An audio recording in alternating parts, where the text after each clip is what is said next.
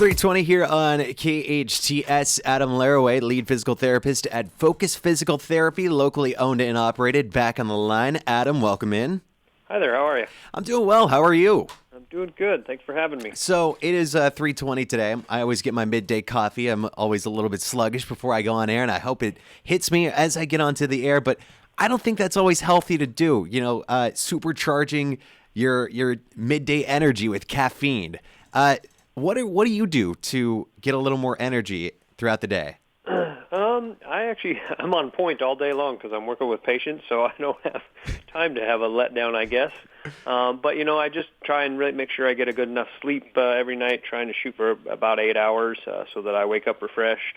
I try not to eat too many heavy meals and stuff at lunch, because your body's got to process that, and so if your body's, especially if it's got a lot of carbohydrates and stuff, which turn to sugar, your body has to kind of break those down and process those, and so that can sometimes make you feel a little sluggish. Mm-hmm.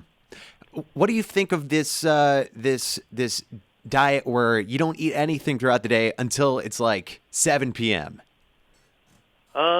Is it like an intermittent fasting? Yeah, something like that. So there's a lot of research that shows intermittent fasting works really, really good because when you put food in your system, your body has to process it, and especially with sugar, it's kind of like a 5-alarm fire. That's why we see such an issue with diabetes is that, at some point the brain basically just gets kind of tired of fighting the fire and quits releasing insulin to bind up all the sugar.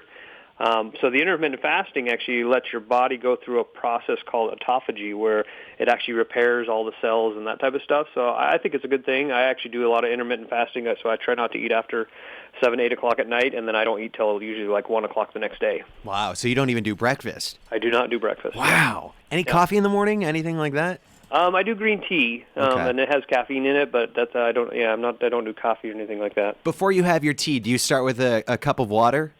Yeah, as soon as I get up, I have a big glass of water by my on my nightstand, and so that's the first thing I do when I sit up is get fluids going in there, because you are in a little bit of a dehydrated state after being asleep, hopefully for 8 hours. Yeah, I love it. He is Adam Laraway, lead physical therapist at Focus Physical Therapy, located off of Lyons in Peachland, right here in Newhall. So I was thinking about you, and I was wondering how and when you were first introduced to the physical therapy space, and whether it was as a student or as a patient.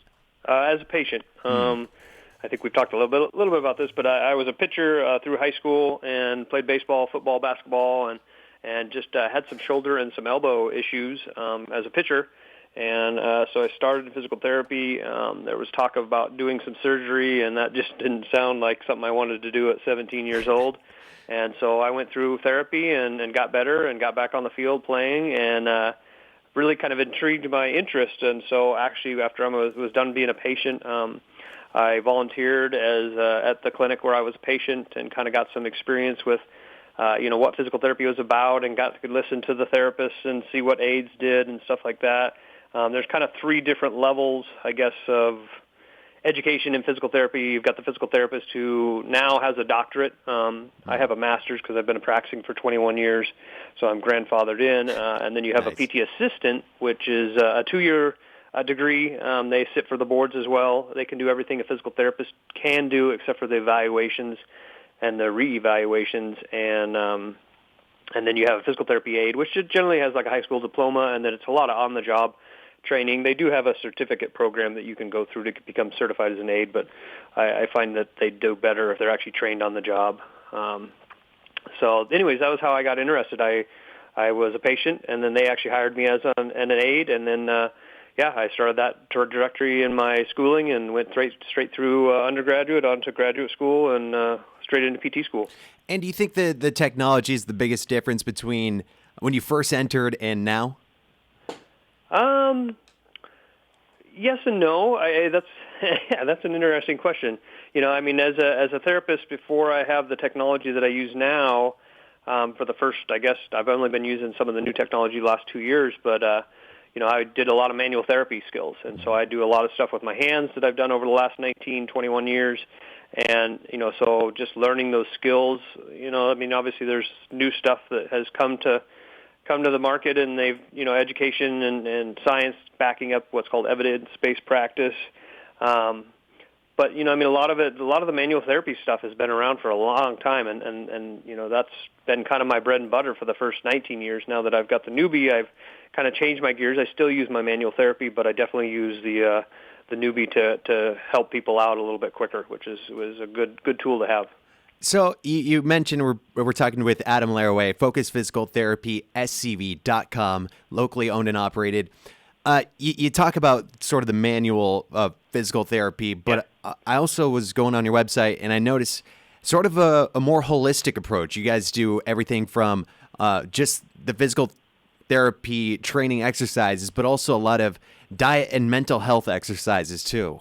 Yeah, I got certified as a certified health coach about 3 years ago, and so I just got that because at the time it was considered kind of out of the scope of a practice of a physical therapist to do a lot of that stuff. They would recommend you refer to like a registered dietitian and stuff like that. And I just, I guess kind of my own life in addition to my career, I've really always tried to kind of lead a healthy life and making sure that I'm healthy and I'm in good shape and I'm feeling well and trying to do the best I can through this life. And so I've kind of tried to incorporate that into my practice to help people because, a lot of times people come in for therapy and we, you spend an hour or two a week with us trying to figure out what's going on and how things are moving or not moving.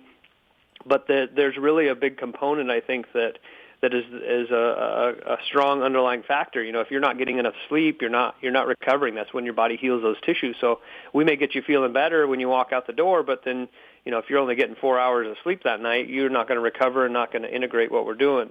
Same thing goes with diet. If your nutrition is off and you're eating high bad fatty foods that are oxidating a lot of your cells, causing inflammation, you're eating a lot of sugar and refined carbohydrates that do the same thing as well.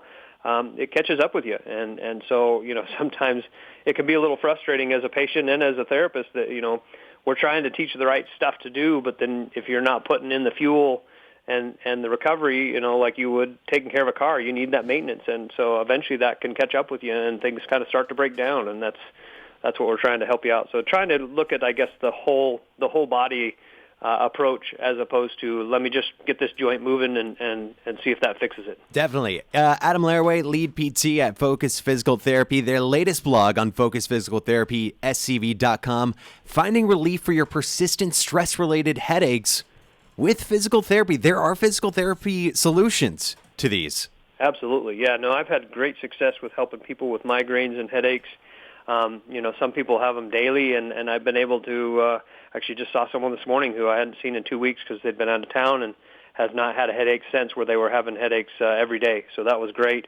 There's a lot of little muscles at the base of your skull, right where an artery called the vertebral artery goes into your skull, and I think that gets a lot of compression on it if those muscles are tight, and so we loosen those guys up.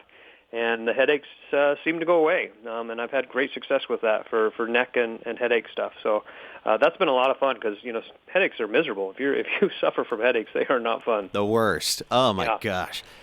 Yeah. Get treated like the pros at Focus Physical Therapy off of Lyons and Peachland Avenue. Focus Physical Therapy, SCV.com.